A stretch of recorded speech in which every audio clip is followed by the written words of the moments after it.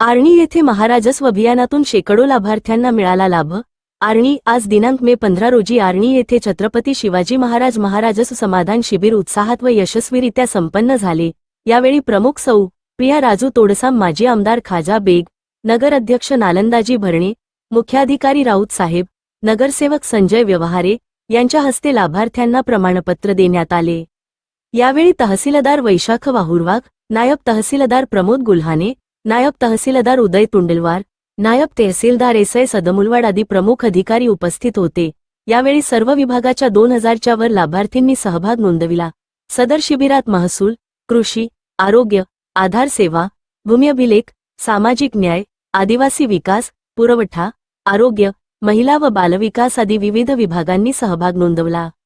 शिबिरादरम्यान नागरिकांना विविध शासकीय योजनांची माहिती देण्यात आली, तसेच आवश्यक त्या सेवा एकाच ठिकाणी उपलब्ध करून देण्यात आल्या।